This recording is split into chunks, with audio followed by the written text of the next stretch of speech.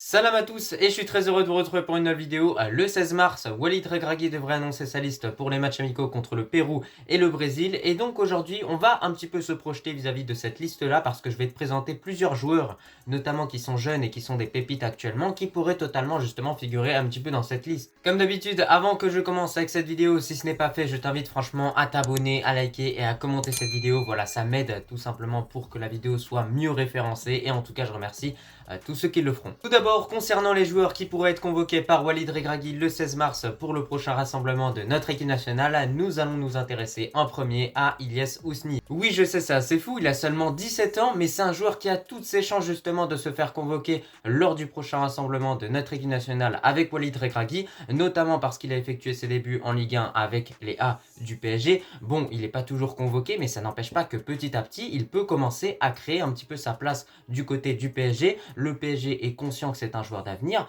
donc il est soutenu bien évidemment que Walid Regragui pourrait déjà marquer son territoire par rapport à la France parce que le joueur n'a pas encore effectué un choix publiquement en disant qu'il allait jouer soit pour le Maroc ou la France. Et en tout cas, ça pourrait être déjà une bonne option justement de se positionner dès le début et de le convoquer lors du prochain rassemblement. Mais sinon, par rapport à ce joueur-là, je vais pas non plus trop m'étaler dessus, étant donné que j'en ai déjà parlé dans d'autres vidéos et je t'invite franchement à aller les voir si ce n'est pas fait. Mais en tout cas, il y a quelques bonnes statistiques à retenir justement par rapport à Ilyes Ousni. Tout d'abord, en Youth League, donc la Ligue des champions des jeunes, en seulement 6 matchs, il a inscrit au total 8 buts. C'est très intéressant encore une fois. Et toute compétition confondue avec les jeunes du PSG, en 21 matchs, il a inscrit 22 buts, donc ce qui fait qu'à chaque fois, il marque et il a même marqué un petit but en plus par rapport aux 21 matchs où il a marqué tout le temps. Donc statistiquement, c'est un joueur qui a vraiment des stats excellentes. Ilyes Ousni, c'est un bon buteur, mais c'est également un joueur qui possède beaucoup de qualités. Tout d'abord, il va très vite balle au pied. C'est un joueur qui sait très bien dribbler, qui utilise notamment son centre de gravité qui est assez bas parce qu'il fait seulement 1m76. C'est assez petit quand même pour un buteur parce que la taille moyenne d'un buteur, ça doit être à peu près 1m82, 1m80. Il est en dessous de justement ces tailles-là. Donc ça lui permet justement d'aller un peu plus vite et d'être meilleur en accélération. Parce que quand on a justement un centre de gravité qui est bas, on est beaucoup plus agile. Avec tout ce que je viens de te dire, je pense que tu le sais, Ilyes Ousni est un joueur d'avenir pour notre équipe nationale et en tout cas, on a hâte de suivre sa progression un petit peu du côté du PSG, mais son ultime objectif sera d'être tout le temps convoqué dans le groupe parce que malgré le fait que Galtier l'apprécie beaucoup, le joueur n'est pas toujours convoqué. Après, c'est normal, il a seulement 17 ans et justement, il faut prendre un petit peu le temps avec ce joueur-là, pas être trop pressé, il faut qu'il prenne les bons choix justement dans sa carrière parce qu'il y a eu beaucoup de flops marocains justement durant ces dernières années qui n'ont pas forcément réussi dans le football et qui étaient annoncés comme des futurs Ronaldo ou des futurs Haaland. Pour le deuxième joueur qui pourrait figurer dans la prochaine liste de Walid Regragui, nous allons nous intéresser à Ismaël Kandous. Et là, certains, je vous vois venir, vous allez être enfin content que je parle de ce joueur-là parce qu'en commentaire, il est beaucoup ressorti et j'en ai encore jamais parlé, je crois bien, sur la chaîne justement. Et là, on va s'intéresser du coup à lui. Il a 25 ans et il évolue au poste de défenseur central à Saint-Gilloise en Belgique. Ses qualités sont nombreuses. Tout d'abord, au niveau de son gabarit, c'est quand même un joueur qui est très costaud. 1m92 pour 83 kg, ça va apporter du gabarit justement dans notre équipe s'il est convoqué. Et on veut ce type de joueur justement pour aller jouer certains matchs dans des CAN ou même des matchs qui vont être compliqués justement contre des équipes africaines qui vont être soit à l'extérieur, etc.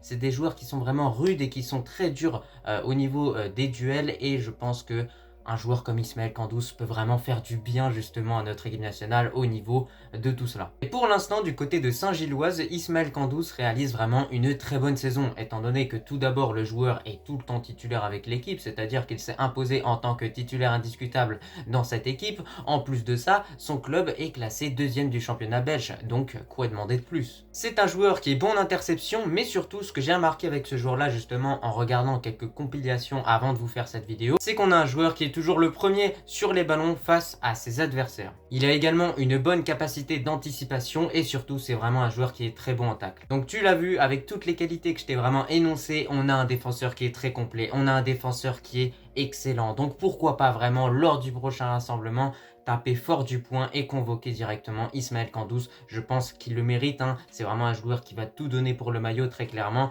et moi ce type de joueur, j'ai vraiment envie de les voir justement en équipe nationale. Désormais nous allons nous intéresser à un joueur qui est plutôt en forme justement ces derniers temps avec son équipe parce qu'il a marqué récemment en Ligue Europa.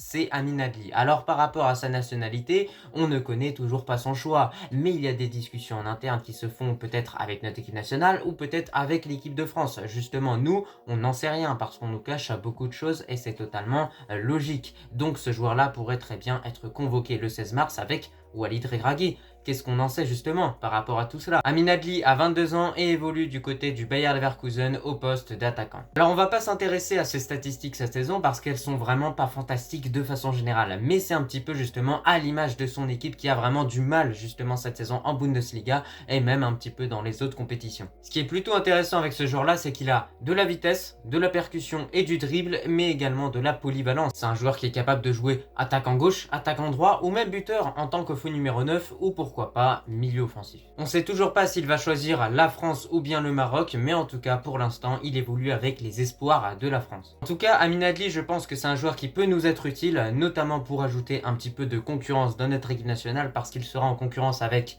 Amin Harit et également Ilia Shahir. Maintenant nous allons nous intéresser à un joueur qui est vraiment en forme du côté du Stade Rennais, je pense que tu l'as deviné, nous allons nous intéresser à Ibrahim Salah qui a d'ailleurs marqué son premier but justement avec Rennes en Ligue Europa contre le Shakhtar. Il a 21 ans et évolue au poste d'ailier gauche. Avant, il était à la Gantoise et il a sorti quelques bonnes prestations justement avec la Gantoise, a pu marquer quelques buts et c'est grâce justement à cela qu'il a pu justement derrière un petit peu se faire recruter par Rennes et donc c'est vraiment une bonne nouvelle qu'il effectue des bons débuts avec le Stade Rennais. Il a déjà dévoilé l'équipe nationale pour laquelle il jouera entre la Belgique et le Maroc et bien évidemment c'est le Maroc. Donc en tout cas ça fait plaisir de récupérer ce type de joueur, il a vraiment insisté sur le fait que c'était un choix de cœur, donc clairement c'est un joueur qui va vraiment mouiller le maillot et au vu des nombreuses qualités qu'il possède, parce que c'est vraiment un joueur qui est bon en dribble, qui est rapide et qui est également efficace devant les buts, il peut nous apporter énormément de choses justement dans notre équipe nationale. Au vu de sa forme actuelle, il y a vraiment de grandes chances qu'il soit convoqué avec Walid Regragui le 16 mars. Nous venons de nous intéresser à Ibrahim Salah, joueur qui est quand même sacrément prometteur pour notre équipe nationale. Et alors là, on va s'intéresser à un joueur qui est encore plus prometteur selon moi. Il a 19 ans, il évolue du côté du FC Barcelone. Nous allons nous intéresser à Chadi Riyad. Alors ce joueur-là, j'en ai beaucoup parlé dans certaines vidéos et je t'invite directement à aller les voir si ce n'est pas fait et à revenir directement sur cette vidéo. Mais en tout cas, ce que j'en pense de Chadi Riyad, c'est qu'il a tout pour réussir au FC Barcelone. Il a beaucoup de qualités, il est très costaud, il est très bon en interception, très bon en tacle. Bref, il a tout le package du défenseur central parfait. Et en plus de ça, il est de plus en plus convoqué justement avec les A et c'est ça qui est positif puisque son but derrière, il a seulement 19 ans. Je pense que le Barça veut prendre justement son temps avec Chadi Riyad parce qu'ils savent justement que c'est un joueur d'avenir comme Abdé, comme plein d'autres joueurs qui sont également marocains et qui jouent au Barça. Et donc, ils vont prendre le temps avec Chadi Riyad, ils vont faire bien les choses et logiquement, le Marocain devrait dans les prochaines années réellement s'imposer en tant que titulaire et pourquoi pas devenir le futur Benatia tout simplement de notre équipe nationale, c'est pas impossible. Et concernant son choix de nationalité, on le connaît déjà parce qu'il a également déjà joué avec les jeunes du Maroc et ça c'est plus que positif. Donc voilà, n'hésitez pas à me dire en commentaire directement ce que vous en pensez de Chadi Riyad, mais moi je trouve que c'est vraiment un excellent défenseur. Et en tout cas, pourquoi pas franchement le voir le 16 mars avec Walid Regragui.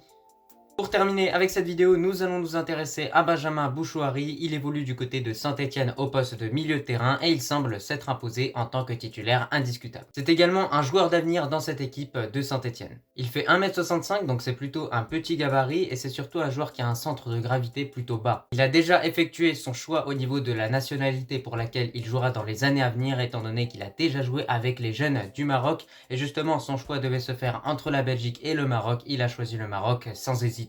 Et par rapport à ce joueur-là, la grande qualité qu'il possède, c'est vraiment sa conduite de balle, qui lui permet notamment de casser les lignes grâce à ses crochets. Et techniquement, c'est un joueur qui est vraiment au-dessus du lot. Et c'est vraiment sur cet aspect-là qu'il fait la différence par rapport à ses adversaires. Mais malgré tout ça, les chances qu'il se fasse convoquer avec Walid Regragui le 16 mars sont quand même assez minces quand on pense que certains joueurs jouent en Ligue 1, certains joueurs jouent en Première Ligue, certains joueurs jouent en Liga, etc. Et que quand même, on le voit, rien que l'équipe qui a été convoquée durant la Coupe du Monde 2022, c'est du très très haut niveau. Donc bien évidemment, si Benjamin Bouchouari veut être convoqué, il faudra être patient. Mais là, je pense que c'est un joueur qui mérite quand même qu'on parle de lui parce que petit à petit, il est en train de monter justement en niveau. Et pourquoi pas rejoindre un club de Ligue 1 durant l'été prochain. Nous avons également d'autres joueurs qui auraient pu figurer dans ma liste de jeunes joueurs à sélectionner comme Tlemceni, Boukamir, Rehani, El Djebari et Seb Barry du PSV. Pour conclure avec cette vidéo, nous remarquons encore une fois que le nombre de bonnes pépites marocaines qui émergent actuellement en Europe ou même dans d'autres championnats est vraiment en hausse et les choix vont vraiment être durs pour Walid Regragui. Mais en tout cas, parmi tous ces joueurs que je vous ai cités, moi j'en sélectionnerai vraiment deux. Tout d'abord Kandous, qui a quand même 25 ans, donc il a de l'expérience par rapport aux autres jeunes joueurs que j'ai cités. Mais nous avons également Chadi Riyad qui pourrait totalement être sélectionné pour voir un petit peu ce que ça donne et si ça peut être, pourquoi pas, la relève de Mehdi Benatia. En tout cas, j'espère que cette vidéo t'a plu. Moi, je te remercie si tu l'as regardée dans son entièreté et je te dis à la prochaine.